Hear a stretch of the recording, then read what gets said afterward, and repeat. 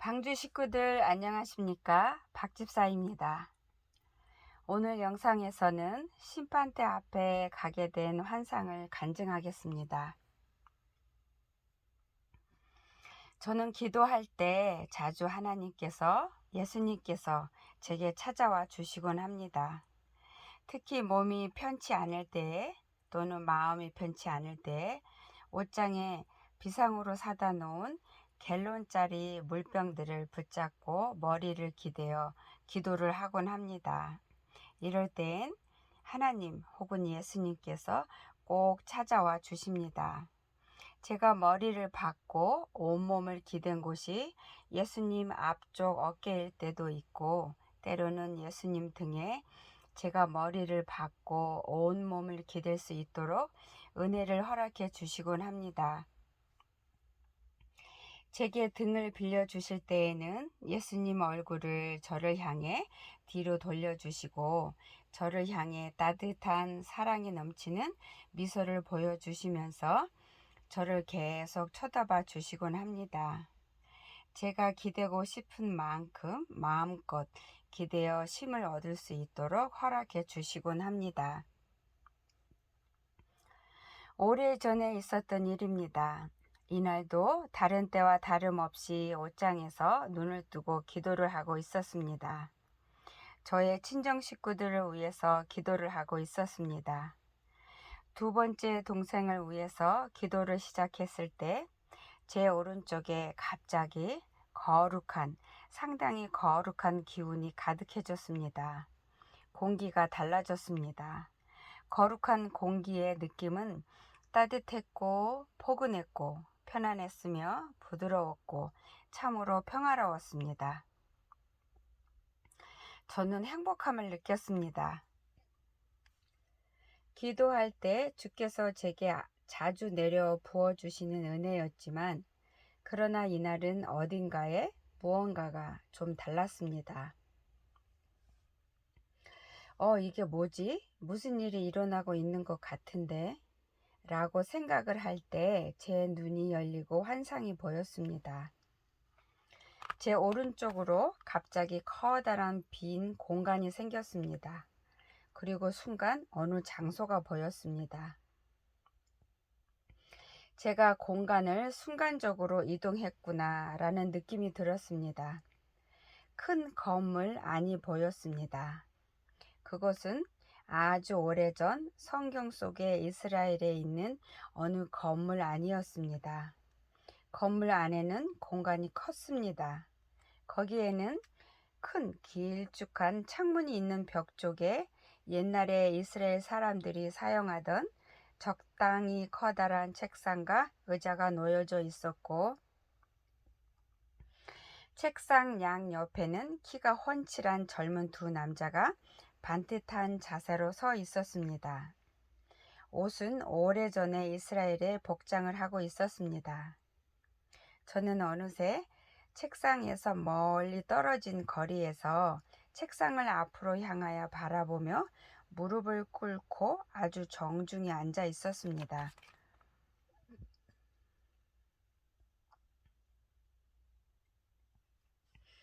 공기가 너무 엄숙해서 저 자신도 모르게 바짝 긴장을 한 상태로 조심스러운 심령으로 흐트러짐 전혀 없이 무릎을 꿇고 앉아 있었습니다. 그때에 제가 무릎 꿇고 앉아 있는 위치에서 제 왼쪽에서 어디선가 예수님께서 나타나셔서 책상으로 의자에 앉으셨습니다.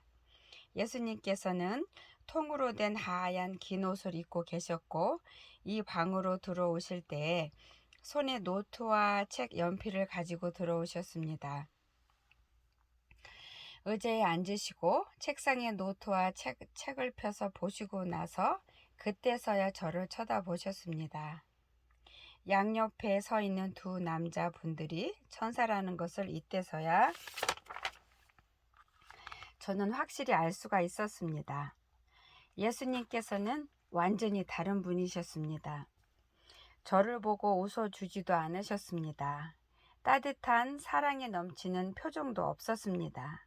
다만 너무나 엄하시기만 하셨습니다. 너무나 엄격한 재판장에 정말 확실하게 정확히 엄격하시기만 한 판사로만 앉아 계셨습니다. 깨알의 10분의 1만큼이라도 저에 대한 정으로 사랑으로 심판을 흐릴 기미는 전혀 보이지 않았습니다. 전에 저에게 한없이 따스하고 부드러우신 저를 너무나 사랑하셔서 제가 힘들 때면 영락없이 찾아와서 저를 안아주시고 의료해 주시던 나의 예수님은 안 계셨습니다. 그렇게 좋으시던 나의 아버지는 안 계셨습니다. 항상 내 편이시던 나의 주는 안 계셨습니다. 다만 심판의 주로만 제 앞에 예수님께서 앉아 계셨습니다. 이 심판의 자리가 얼마나 겁이 나고 무거운지 정말 매정하다 싶을 만큼 정확히 내리는 심판의 자리임을 온몸의 세포 하나하나가 빠짐없이 정확히 확인할 수 있는 자리였습니다. 내 아버지 예수님께서 나한테 왜 이리 매정하게 대하시는지 정말 서러운데 자리가 너무 엄격해서 눈물도 숨어버렸습니다. 저는 무릎 꿇고 자동으로 납작 어느새 엎드려져 있었습니다. 예수님께서 제게 말씀을 시작하려고 하실 때 갑자기 예수님과 책상과 양쪽 옆 두 천사의 크기가 쭉 커졌습니다. 그리고 저는 상대적으로 아주 조그맣게 줄어들어서 작아졌습니다. 예수님과 책상과 두 천사가 모두 거인이 되어 있었습니다.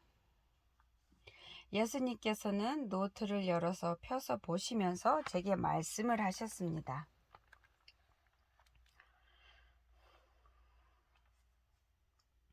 예수님께서 보고 계시는 노트는 제가 제 동생을 위해서 그동안 해왔던 기도와 동생을 향한 제 진짜 마음과 언행을 적어 기록해 놓은 노트였습니다. 동생을 위해서 내게 할 말이 있다고? 어디 한번 들어보자. 얼마만큼의 진실이 합당하게 동생을 위해서 변론을 하는지 들어보고 어떻게 할지를 결정하겠다. 라고 저에게 예수님께서 말씀을 하셨습니다. 저는 속으로 겁이 무척 났습니다. 제가 동생을 잘못 변론하면 동생의 생명을 주께서 살려주시지 않을까봐 무척 속으로 떨었습니다. 저는 속으로 고민을 했습니다. 어떻게 변론을 해야 주의 무서운 마음을 녹이지? 주의 마음을 바꾸지? 어떻게 말을 하고 설명을 해야 생명 주심을 허락받지? 제가 속으로 고민을 하느라 아무 말 못하고 있었지만 예수님께서는 묵묵히 저를 쳐다보시면서 기다려주고 계셨습니다. 무서워서 떨지 말자. 떨면 제대로 설명을 못해. 왜 내 동생이 주로부터 영원한 생명을 반드시 허락받아야 하는지를 하나씩 설명해 드리자. 침착하자. 차근차근 설명하자. 나의 진실된 동생을 향한 마음을 보여주자. 간절한 마음으로 변론하자. 라고 저는 생각을 정하고 결심을 확고히 했습니다. 그리고 나서 무서워서 겁이 나서 떨리는 마음을 완전히 무시해버리고 자세를 더 빳듯이 해서 납작 엎드렸습니다. 그리고 나서 차근차근 하나씩 그러나 간절히 동생이 지옥 가지 않고 왜 살아야 하는지를 설명하기 시작했습니다.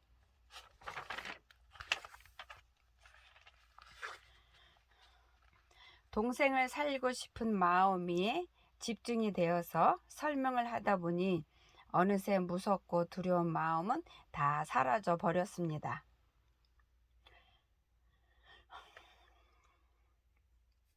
너무나 엄격해서 싸늘하기까지 했던 그래서 꼭 나한테 화가 잔뜩 나 있는 것 같은, 꼭 나하고 전혀 상관이 없는 분 같았던 추운 느낌, 차가운 느낌의 모습이셨던 예수님께서는 제가 하는 변론을 계속 들으시면서 서서히 부드러운 예수님으로, 따뜻한 예수님의 모습으로 변하고 계신 모습이 제 눈에 보이기 시작했습니다. 제가 그동안 알고 누리고 느끼고 함께 했던, 제가 알고 있던 원래 예수님의 모습으로 돌아오고 계셨습니다. 아, 이제는 살았다 라는 생각이 들었습니다. 동생에 대한 저의 변론이 예수님의 마음을 움직였던 것입니다.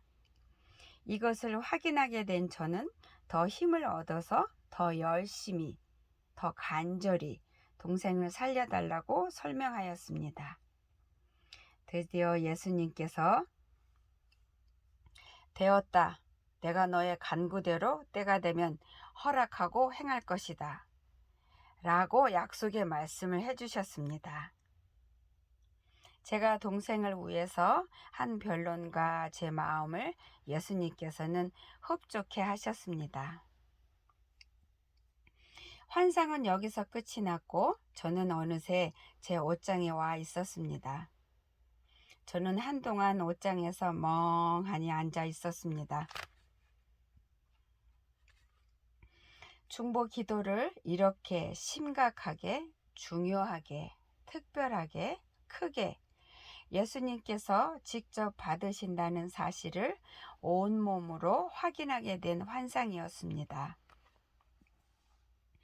한 영혼을 살리기 위해서 십자가의 고통과 저주와 죽음을 기꺼이 다 받아내신 예수님께서는 우리가 우리의 형제 자매의 영혼 구원을 위해서 하는 우리의 중보 기도를 직접 온 몸으로 받아서 허락하시고 때가 되면 역사를 이루시는 분이심을 다시 한번 확실히 확인하게 된 귀한 주님의 은혜였습니다.